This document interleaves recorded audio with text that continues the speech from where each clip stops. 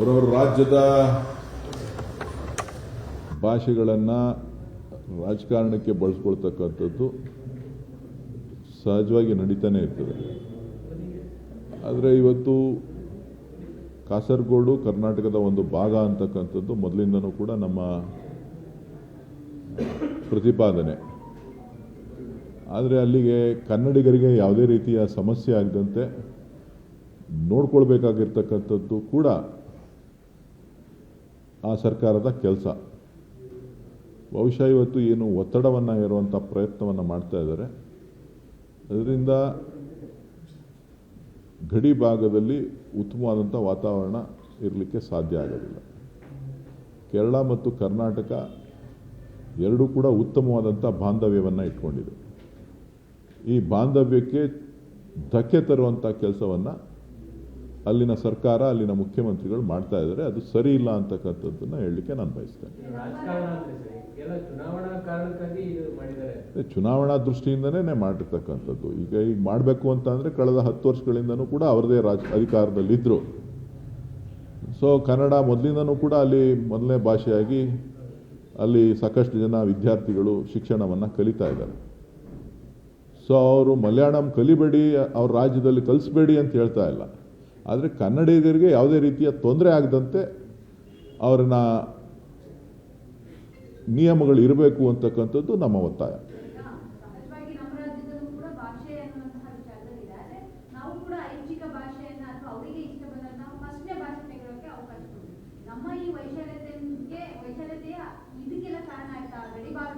ನಾನು ಅದನ್ನೇ ಹೇಳ್ತಾ ಇರೋದು. ಕರ್ನಾಟಕ ಕೇರಳ ಎರಡೂ ಕೂಡ ಒಂದು ಉತ್ತಮವಾದಂಥ ಬಾಂಧವ್ಯವನ್ನು ಇಟ್ಕೊಂಡಿದೆ.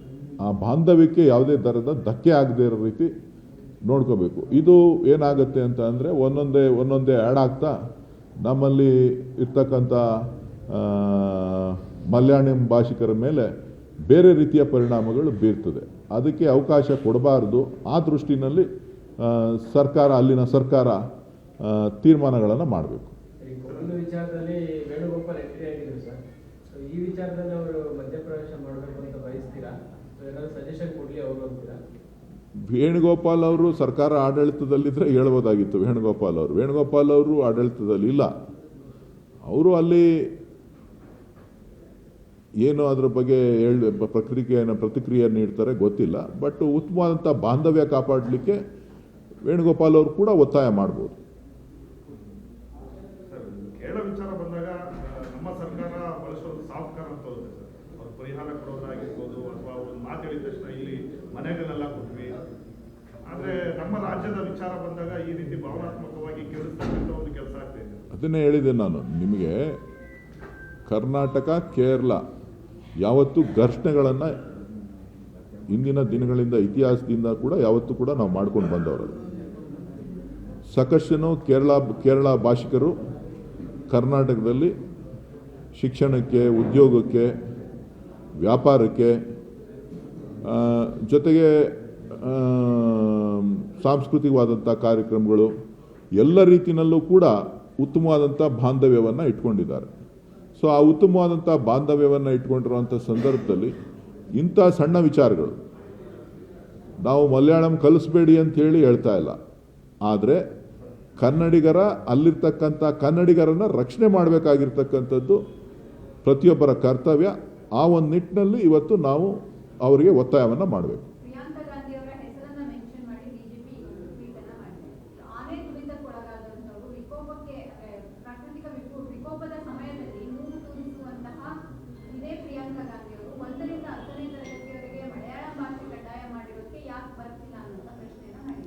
ನೋಡಿ, BJPಯವರಿಗೆ ಪ್ರಿಯಾಂಕಾ ಗಾಂಧಿಯವ್ರನ್ನ ಕರೆತರಲಿಲ್ಲ, ಕಾಂಗ್ರೆಸ್ ಪಕ್ಷನ ಕರೆತರಲಿಲ್ಲ ವಿಚಾರಕ್ಕೆ ಅಂತ ಅಂದರೆ ಅವ್ರಿಗೆ ನೆಮ್ಮದಿ ನಿದ್ದೆ ಬರೋದಿಲ್ಲ.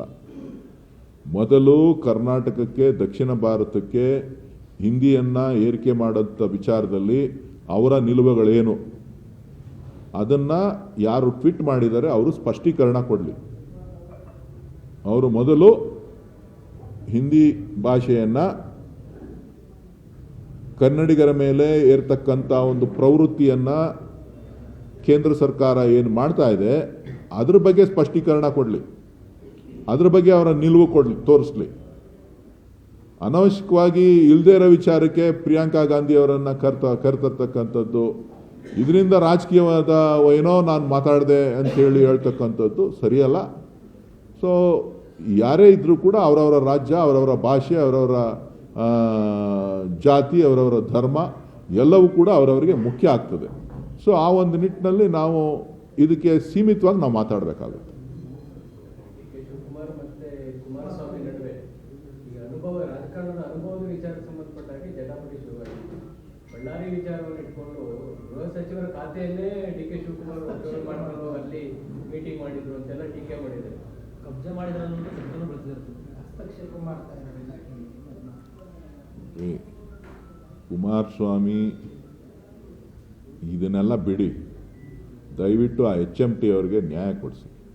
ಸುಮ್ಮನೆ ಯಾಕೆ ಇಲ್ಲದೆ ಇರೋದನ್ನೆಲ್ಲ ಹೇಳಕ್ಕೆ ಬರ್ತೀರಿ? ಆ ಗಾಣಗ ರವಿ ನಮ್ಮ ಶಾಸಕರು 100 ಎಕರೆ ಜಾಗ ಇಟ್ಕೊಟ್ಟಿದ್ದಾರಂತೆ. ಅವ್ರಿಗೆ ಎಲ್ಲಿದೆ ಅಧಿಕಾರ ಅಂತ ಅಂದರೆ, ಅವ್ರಿಗೆ ಅಧಿಕಾರ ಇದೆಯೋ ಇಲ್ವೋ? ಜಾಗ ತೋರಿಸಿದ್ದಾರೆ, ಸರ್ಕಾರಿ ಜಾಗ ಗುರುತಿಸಿದ್ದಾರೆ. ಅಲ್ಲಿಯ ಜನರಿಗೆ ಉದ್ಯೋಗ ಕೊಡಿಸ್ಲಿಕ್ಕೆ ನಿಮ್ಮ ಇಲಾಖೆಯಿಂದ ಏನು ಮಾಡ್ತೀರಿ ಅದನ್ನು ಹೇಳಿ. ಕೇವಲವಾದಂಥ ಮಾತುಗಳನ್ನು ಆಡೋದನ್ನು ಬಿಟ್ಟು ರಾಜ್ಯದ ಹಿತವನ್ನು ಕಾಪಾಡೋದನ್ನು ಕಲ್ತ್ಕೊಳ್ಳಿ. HMT ಉದ್ಧಾರ ಮಾಡೋದಕ್ಕೆ ಹೇಳ್ತಿದ್ರಲ್ಲ, ಅದನ್ನು ಮಾಡಿ.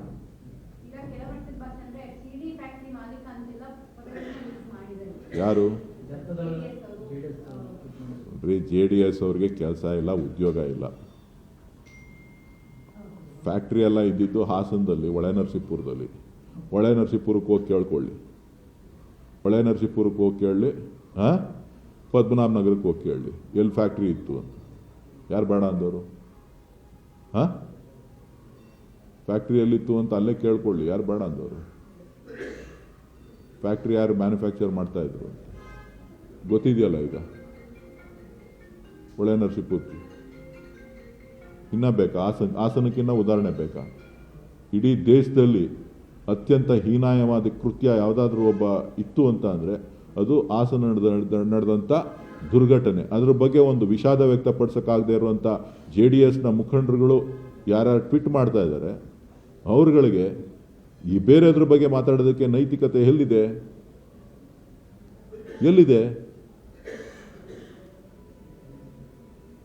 ದಯವಿಟ್ಟು ಅದನ್ನು ಬಿಟ್ಬಿಟ್ಟು ನಿಮ್ದೇನಿದೆ ನೀವು ನೋಡ್ಕೊಳ್ಳಿ. Thank you.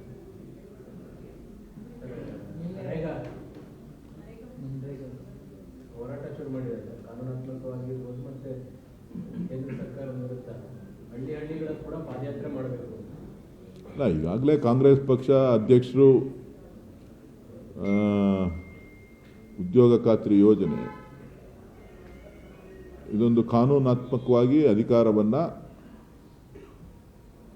ಯಾರು ಕೂಲಿ ಕಾರ್ಮಿಕರಿದ್ದಾರೆ, ಯಾರು ರೈತರಿದ್ದಾರೆ, ಯಾರಿಗೆ ಉದ್ಯೋಗ ಇಲ್ಲ ಅಂಥವರಿಗೆ 100 ದಿನಗಳ ಕಾನೂನಾತ್ಮಕವಾದಂಥ ಉದ್ಯೋಗವನ್ನು ಕೊಟ್ಟುವಂಥ ಕೆಲಸವನ್ನು ಕಾಂಗ್ರೆಸ್ ಪಕ್ಷ ಮಾಡಿತ್ತು.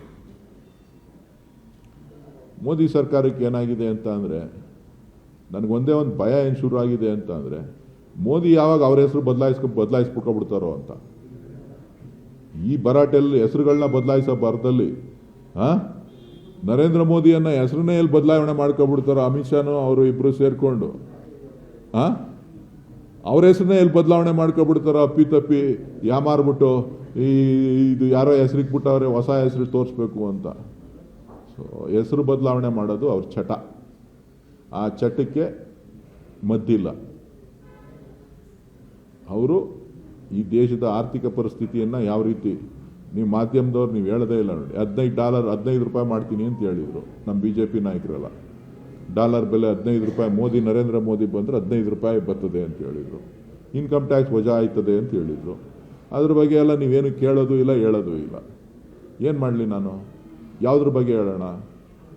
ಈಗ $15 ಆಗಿದೆಯಾ? $92 ಆಗಿದೆ, $91 ಆಗಿದೆ, $51, $52 ಇದ್ದಾಗ ಡಾಕ್ಟರ್ ಮನಮೋಹನ್ ಸಿಂಗ್ ಅವರನ್ನು ಆರ್ಥಿಕತೆ ಬಗ್ಗೆ ಸಾಕಷ್ಟು ಟೀಕೆ ಟಿಪ್ಪಣಿಗಳನ್ನು ಇದೇ ಭಾರತೀಯ ಜನತಾ ಪಕ್ಷ ಮಾಡಿತ್ತು. ಕಳೆದ 10-12 ವರ್ಷಗಳಲ್ಲಿ ಇವತ್ತು $40 ಡಾಲರ್ ಬೆಲೆ ಏರಿಕೆ, ರೂಪಾಯಿ ಮೌಲ್ಯ ಕುಸಿತ ಕಂಡಿದೆ. ಅದಕ್ಕೆ ಯಾರು ಕಾರಣ?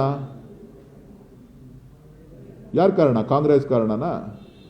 ಅದಕ್ಕೋಸ್ಕರನೇ ನಾನು ಹೇಳಿದ್ದು ನರೇಂದ್ರ ಮೋದಿ ಹೆಸರನ್ನ ಬದಲಾವಣೆ ಮಾಡಿಕೊಂಡ್ರೆ ಆಗ ಹೊಸ ಹೆಸರು ಟೈಟ್ಲ್ ಕೊಟ್ಬಿಡ್ಬೋದು ಅದಕ್ಕೆ.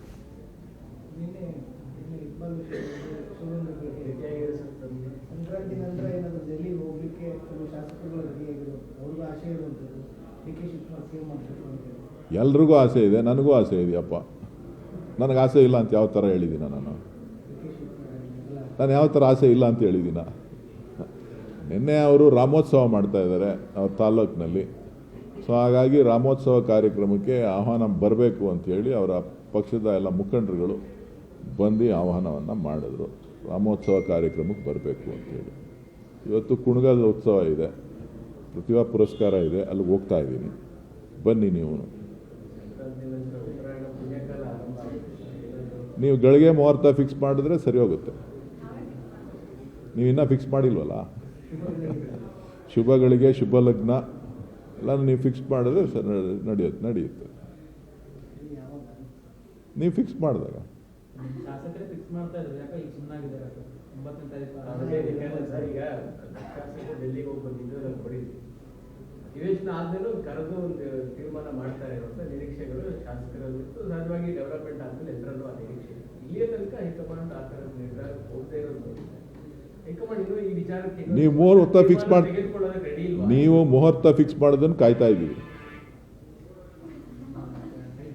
ಡಿ.ಕೆ. ಶಿವಕುಮಾರ್ ವ್ಯಾಸ ಮುಸ್ತುವರಿ ಆ ಡಿ.ಕೆ. ಶಿವಕುಮಾರ್ ಅವರು ಶಿಕ್ಷಕರಾಗ್ತಾರೆ ನೆನೆಸಿದ್ದಾರೆ. ಚುನಾವಣೆ ಪ್ರಕ್ರಿಯೆಗಳು ನಡಿಬೇಕಾದ್ರೆ ಚುನಾವಣೆಯಲ್ಲಿ ಒಂದಷ್ಟು ಮೇಲುಸ್ತುವಾರಿಯನ್ನು ಹಾಕೋಂಥದ್ದು. ನಮ್ಮ ರಾಜ್ಯಕ್ಕೂ ಸಾಕಷ್ಟು ಜನ ವೀಕ್ಷಕರನ್ನು ನೇಮಕ ಮಾಡಿದರು. ಸೊ ಚುನಾವಣಾ ಪ್ರಕ್ರಿಯೆ ಬಗ್ಗೆ ಒಂದು ಅವರನ್ನು ನಿಯೋಜನೆ ಮಾಡಿದ್ದಾರೆ.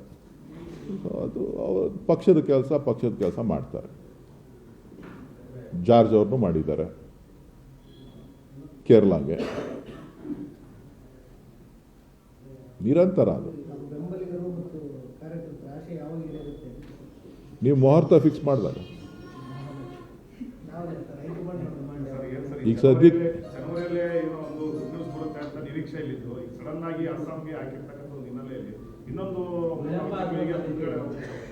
ಏನಿಲ್ಲ ಗುರು, ನೀವು ಮುಹೂರ್ತ ಫಿಕ್ಸ್ ಮಾಡಿದ್ರೆ ಆಯಿತು, ಕ್ಲೋಸ್. ಹೈಕಮಾಂಡ್ ಮಾಡಬೇಕು. ಈಗ ನೀವೇ ಹೈಕಮಾಂಡ್ ನನಗೆ. ನಾವು ಸರ್ ಹಿಂದೆ ಸರ್ ಮಾರ್ಚ್ 31 ತನಕ ಏನು ಆಗಲ್ಲ, ಅದ್ರ ಬಗ್ಗೆ ಮಾತಾಡಕ್ ಹೋಗ್ಬೇಡಿ ಅಂತ ರಾಜಣ್ಣ ಅವರು ಹೇಳ್ತಾರೆ. ಅವರು ಹಿರಿಯ ನಾಯಕರಿದ್ದಾರೆ, ಅವರ ಸಲಹೆಗಳನ್ನು ಕಾದು ನೋಡೋಣ. ಏನೇನು ಸಲಹೆಗಳು ಕೊಡ್ತಾರೆ, ಯಾರ್ಯಾರು ಸಲಹೆಗಳು ಏನೇನು ಕೊಡ್ತಾ ಇರ್ತಾರೆ, ಕಾದು ನೋಡೋಣ.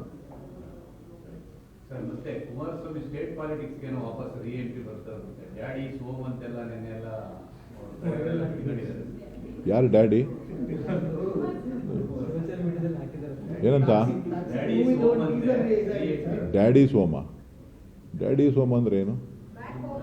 ಡ್ಯಾಡಿ ಸೋಮ್ ಅಂದ್ರೆ ಮತ್ತಷ್ಟು ಪ್ರಭಾವಿತವಾಗಿ ನಾನು ಬರ್ತೀನಿ, ರೀಎಂಟ್ರಿ ಕೊಡ್ತಿದ್ದೀನಿ ಅಂತ ಅರ್ಥ ಸರ್. ಒಳ್ಳೆ ಚೆನ್ನಾಗಿ ರಾಜೀನಾಮೆ ಕೊಟ್ಟ ಮೇಲೆ ತಾನೇ ಅದ್ರ ಮಾತು. ಡ್ಯಾಡಿ ಸೋಮ್ ಅಂತ ಅಂದರೆ ಬ್ಯಾಕ್ ಹೋಮ್ ಅಂತ ಅಂದರೆ ಅವ್ರು ರಾಜೀನಾಮೆ ಕೊಟ್ಟ ಮೇಲೆ ಕರ್ನಾಟಕಕ್ಕೆ ಬಂದಿದ್ದಾರೆ ಅಂತ. ಈಗ ಸದ್ಯಕ್ಕೆ ದೇಶದ ಆಗು ಹೋಗುಗಳ ಬಗ್ಗೆ ಗಮನ ಹರಿಸ್ತಾ ಇದ್ದಾರೆ. ಯಾಕೆ ಅವ್ರನ್ನ ಕರ್ಕೊಬರ್ತಾ ಇದ್ದೀರಿ? ಅಲ್ಲಿರೋದು ಇಷ್ಟ ಇಲ್ವಾ ನಿಮಗೆ? ಅವ್ರು ಯಾವತ್ತಪ್ಪ ದೇಶದ ಬಗ್ಗೆ ಮಾತಾಡವ್ರೆ? ನೀನು ಒಳ್ಳೆ ಚೆನ್ನಾಗಿ ಯಾವತ್ತಪ್ಪ ಮಾತಾಡಿದಾರೋ ಈ ದೇಶದ ಬಗ್ಗೆ? ಅವ್ರಿಗೆ ಆರೋಗ್ಯ ಸರಿ ಇಲ್ಲದೆ ಇದ್ದಾಗ ಒಂದು 3 ತಿಂಗಳು ದೆಹಲಿನಲ್ಲಿ ಗಟ್ಟಿಗೆ ಬಿಟ್ಟರೆ ಇನ್ನು ಮಿಕ್ಕಿದ್ದೆಲ್ಲ ಕರ್ನಾಟಕನೇ ವಾಸ್ತವ್ಯ. ಅಷ್ಟು ಬಿಟ್ರೆ ಇನ್ನೇನಿದೆ?